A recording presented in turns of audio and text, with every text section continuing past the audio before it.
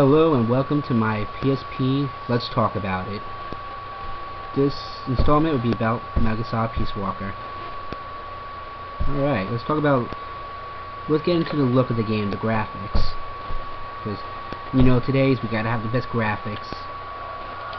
So let's start this mission out right here. Alright, right now we'll just get into the mission. See how the game looks.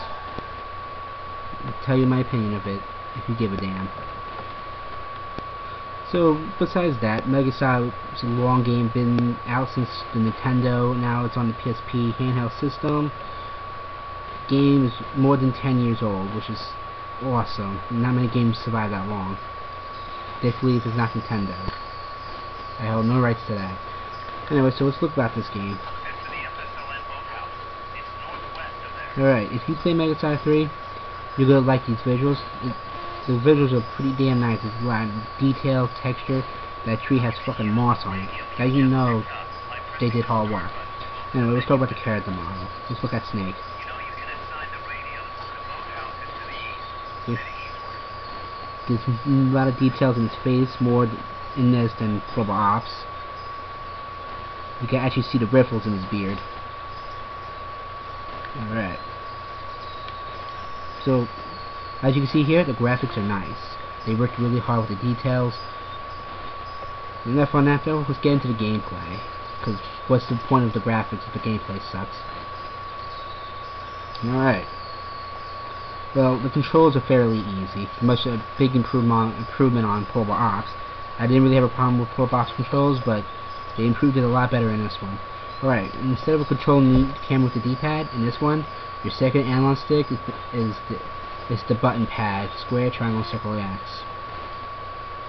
You can revert them, you can do whatever you want, it's up to you, your opinion works best for you. And so you basically do that, if you hold down L, you get into the aim. Alright, you crouch by hitting down on the D-pad. Hold down, you lay down. But you don't really need to know that, I mean, you don't need to know the controls, they tell you that in the beginning of the game. So let's get into the physics and stuff. Alright, for AI, the AI in this game isn't that smart. Okay. But Megasaw AI wasn't really the best. I like how I do like the AI. They are realistic in a bit, but sometimes they're just plain dumb.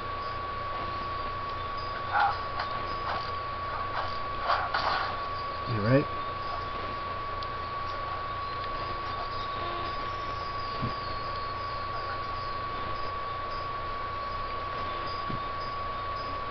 Alright. Simple QCQ.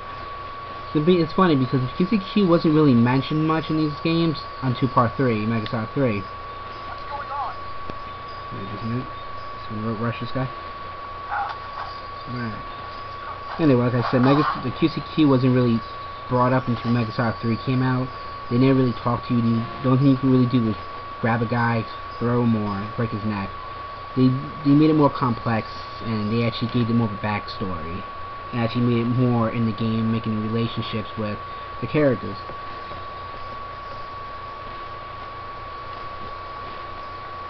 Now in this one, I feel that they didn't really try hard on the QCQ, since it's a little, well, not complex at all. But you can get into that more. Anyway, so for the gameplay,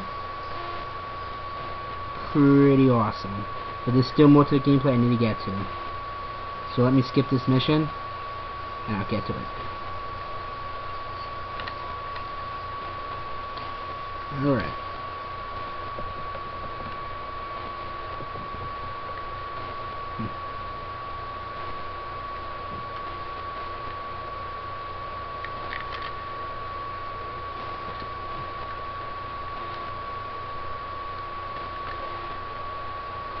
Alright, let's talk about, well, what set this game apart from Global Ops or Megasaw 3 or Megasaw 4 is the co-op.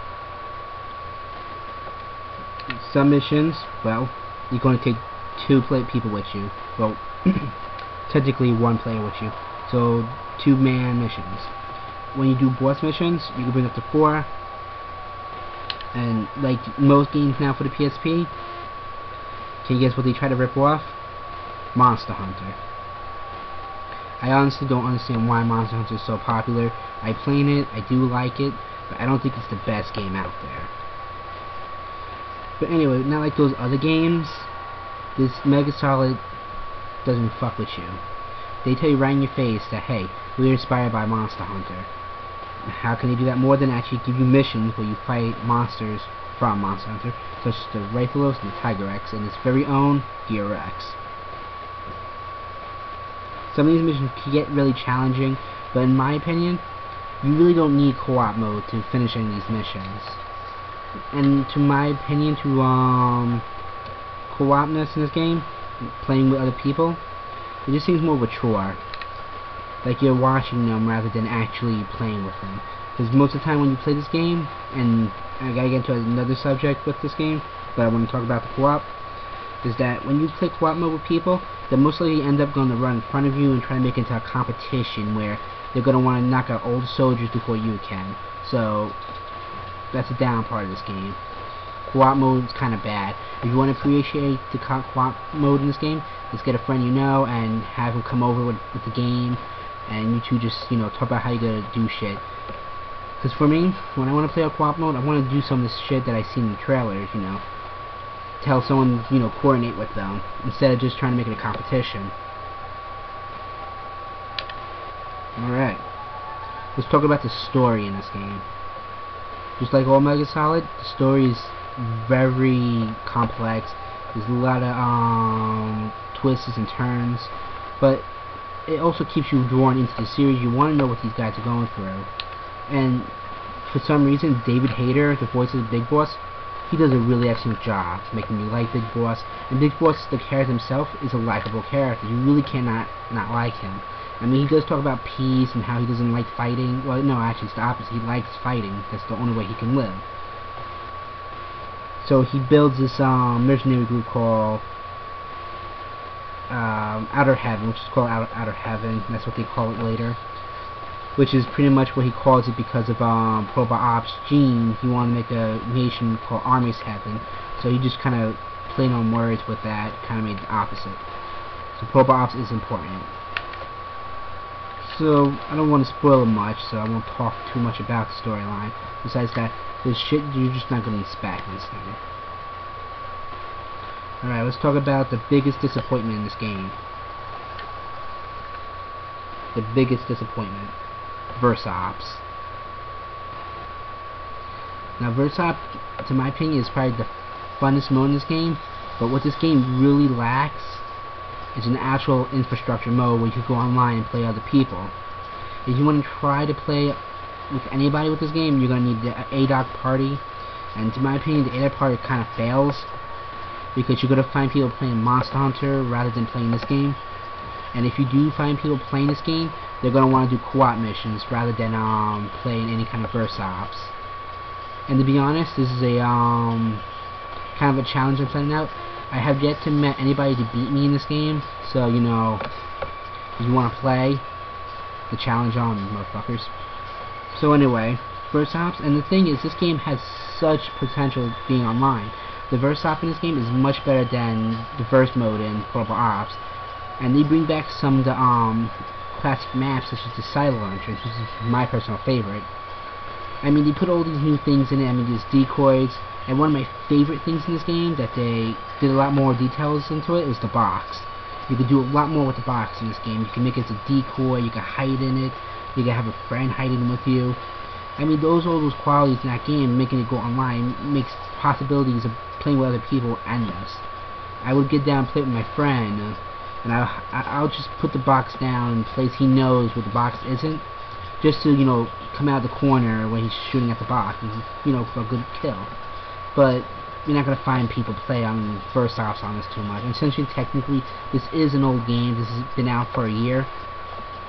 But I'm doing it now because, hey, what else can I do at like 2 o'clock in the morning? Well, let me talk about the base right here, Mother Base. You could deliver shit. Similar to that in Probot Ops, where you want to, if you find a signal, you can get soldiers that way. In this version, you use the recruit option. where you find a signal, it gives you a mission, and you have a time limit to where you have to knock out the enemy. And then if you're lucky, you get an S-rank soldier. S-rank soldier like that. You can build your own Metal Gear, which is not that really complex. You just get parts for fighting the bosses. You got your database, where it tells you who you played against and what's your profile. My afterthoughts to this game. This game, in my opinion, probably deserves PSP Game of the Year. They did a lot of hard work in this. Hideo Kojima, he actually put enough money into this as freaking his other bigger installment games such as Mega Solid 4. There's a lot of hard work into this game. There's a lot of details in the graphics. The gameplay is awesome. The story is epic. The co-op is a little disappointing. I mean, it's not really the game's fault, it's the player's fault. The verse-op is the only downside. And they should have had an online mode where you could play against people, but they didn't. I don't understand why. But after all that, though, this game is still a good pickup, especially for a handheld system game. This game is awesome, and I think, well, it's a buy. Anyway, thank you for watching my review, and, well, if you cut out during the middle of this because you got bored, well, you can go screw yourself. Anyway, good night.